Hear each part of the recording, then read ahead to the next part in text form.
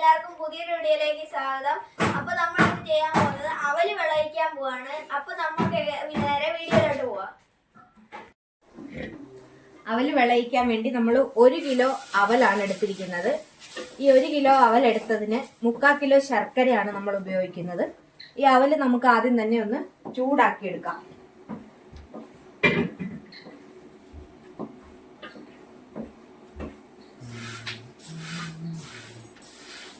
അത് നന്നായിട്ടൊന്ന് ചൂടാക്കി എടുക്കണം.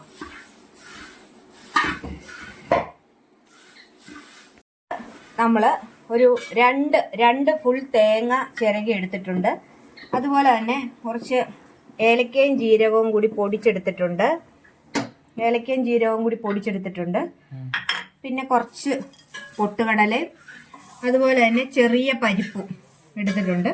പിന്നെ ആവശ്യത്തിനുള്ള നെയ്യ്. 1 കിലോ അവലിന് 3/4 കിലോ ശർക്കര എന്നുള്ള രീതിയിലാണ് നമ്മളത് പാനിയാക്കി എടുക്കുവാണ്. ഈ പാനി ഒഴിച്ചാണ് നമ്മൾ അവൽ വിളയിക്കുന്നത്. അപ്പൊ അവല് നമ്മളിത് ഇങ്ങനെയൊന്ന് പൊടിക്കുമ്പോൾ ഒരു സൗണ്ട് കേൾക്കുന്ന രീതിയിൽ നമ്മളൊന്ന് വറുത്തെടുക്കണം. കണ്ടോ, ഗിരിഗിരാ ഇങ്ങനെ മുറുമുറായിരിക്കണം. ഇനി നമുക്കിത് കോരി മാറ്റാം.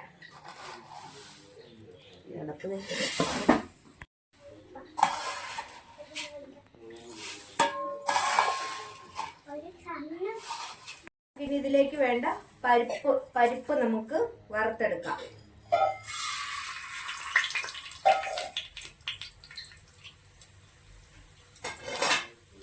ഈ ആദ്യത്തെ പരിപ്പ് നമ്മൾ ഇട്ടത്, ചെറിയ പരിപ്പിട്ടത് നമ്മളിത് കോരുവാണ്. ഈ പരുവത്തിന്, ഈ ഗോൾഡൻ ബ്രൗൺ ആവുന്ന പരുവത്തിന് നമ്മൾ കോരി മാറ്റണം. നമുക്ക് പൊട്ടുകടല വറുത്ത് പോരാം.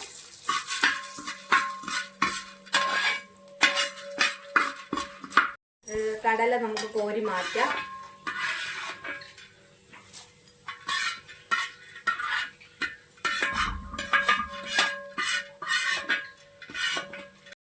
ഇതിലേക്ക് നമുക്ക് കുറച്ച് കപ്പലണ്ടി കൂടി ചേർക്കാം.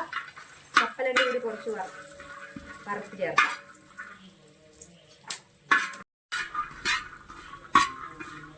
കപ്പലണ്ടി വറുത്ത് മാറ്റാം, കോരി മാറ്റാം.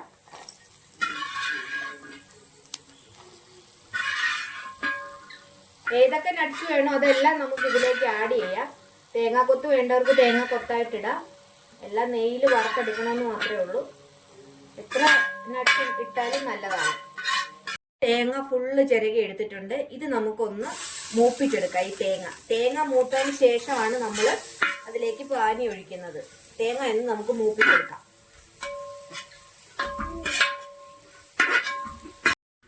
1 കിലോ അവലിന് നമ്മൾ 3/4 കിലോ ശർക്കരയാണ് എടുത്തിരിക്കുന്നത്. ആ പാനി നമുക്ക് തേങ്ങയിലേക്ക് നമുക്ക് ഒഴിച്ചു കൊടുക്കാം.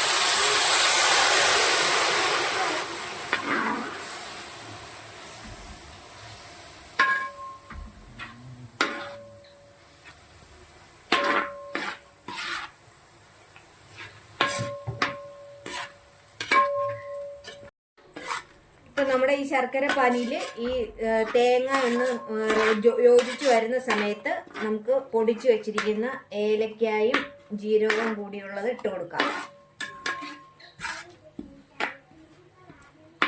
നമ്മുടെ ഈ ശർക്കര പാനി നന്നായിട്ട് തിളച്ചതിന് ശേഷമാണ് നമ്മൾ ഇതിലേക്ക് അവല് കുറേശ്ശെ ആയിട്ട് നമ്മൾ ഇട്ട് കൊടുക്കുന്നത്. കുറേശ്ശെ അവല് നമ്മൾ ഇട്ട് കൊടുക്കണം.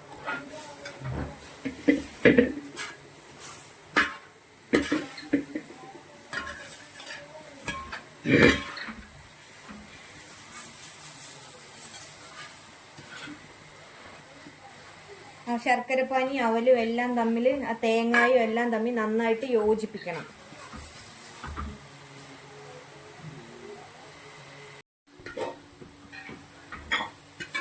അത് നന്നായിട്ട് ഇളക്കി, ഇതെല്ലാം കൂടി ഈ പാനിയും എല്ലാം കൂടി നന്നായിട്ട് ഇളക്കി യോജിപ്പിക്കണം.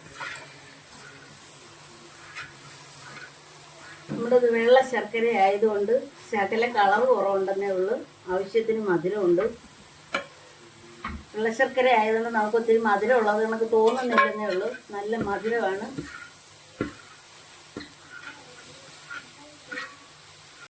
ഇനി നമുക്ക് ഇതിലേക്ക് കുറച്ച് നെയ്യ് ഒഴിച്ചു കൊടുക്കാം. നെയ്യ് കുറച്ച് ഒഴിച്ചു കൊടുക്കാം.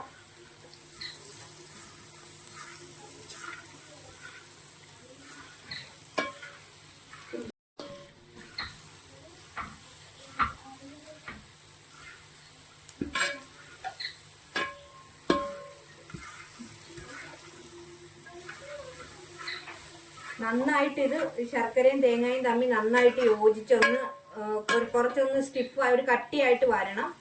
അതുവരെ നമ്മളിതിങ്ങനെ ഇളക്കിക്കൊണ്ടിരിക്കണം.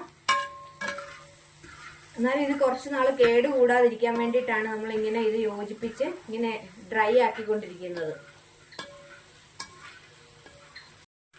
ഇനി നമുക്കിതിലേക്ക് നമ്മൾ വറുത്ത് വെച്ചിരിക്കുന്ന ഓരോ ഐറ്റംസ് ആയിട്ട് നമുക്ക് ചേർത്ത് കൊടുക്കാം.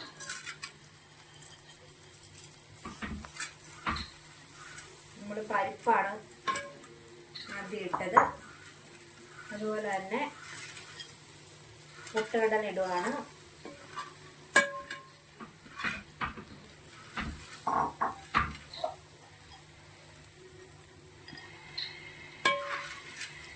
നമ്മൾ കുറച്ച് തേങ്ങാക്കൊത്തൊക്കെ വേണ്ടവർക്ക് തേങ്ങാക്കൊത്ത് ഇടാം. അല്ലാതെ വേറെ നട്ട്സ് എന്തെങ്കിലുമൊക്കെ വേണ്ടവർക്ക് നട്ട്സ് ഇടാം. ഇനി ഇതെല്ലാം കൂടി നന്നായിട്ട് മിക്സ് ചെയ്യണം.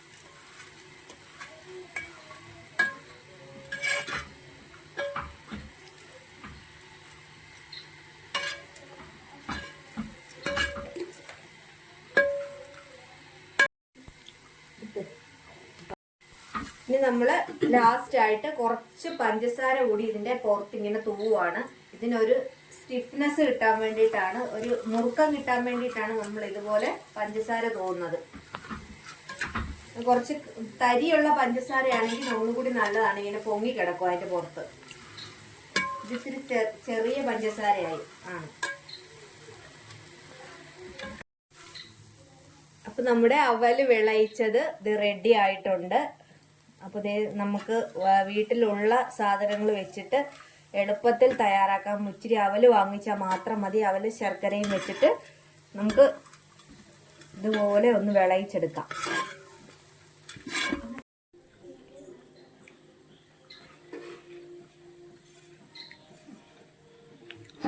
അതിലോ